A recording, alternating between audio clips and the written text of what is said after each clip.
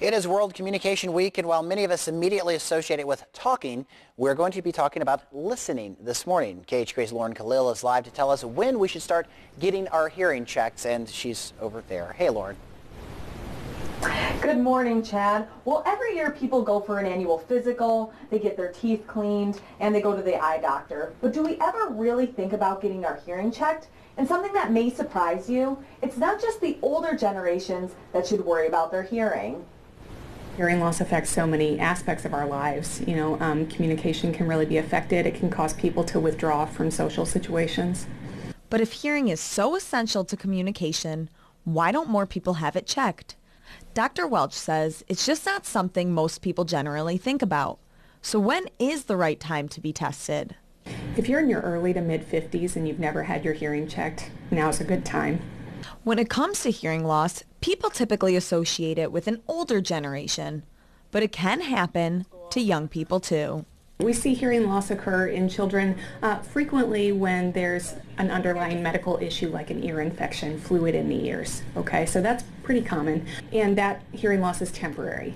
Sometimes we also see permanent hearing loss in children, and that can really affect kids' speech development, sometimes their classroom performance. So it is important to have that checked if there's any cause for concern there.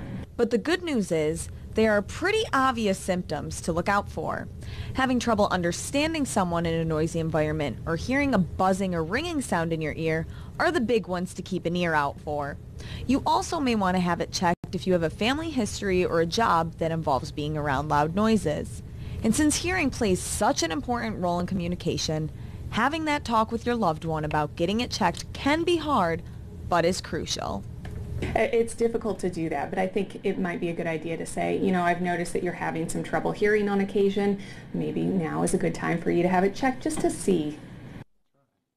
I'm at Quincy Audiology with Dr. Kevin Ballard. Now, can you show me what it would sound like to have normal hearing versus mild hearing loss or severe hearing loss? Sure, Lauren. Well, we can't really know exactly what it would be like to experience hearing loss unless we actually have it, but we can kind of approximate it here. So I'm going to put some music on. We'll just put some classical music on here, and this would be for normal hearing across. Everything is normal up there at the top. So that would be for normal hearing. Now I'm going to introduce what would be a moderate to severe hearing loss. Oh, wow. And you can tell immediately those high frequencies are dampened out. Missing quite a bit. We can still hear the music, but it definitely sounds different. So is it painful if somebody was to come in and have an actual hearing test? No, to have the hearing evaluation done, no, it's not painful at all. Sometimes you can have a blockage in the ear canal which needs to be cleared out, which may not be completely comfortable, but the hearing evaluation itself is completely painless. All right, well, thanks, Dr. Ballard. Certainly. It was great having you with us here, and now we know that you can come on down and you don't need to worry about it being painful. Chad?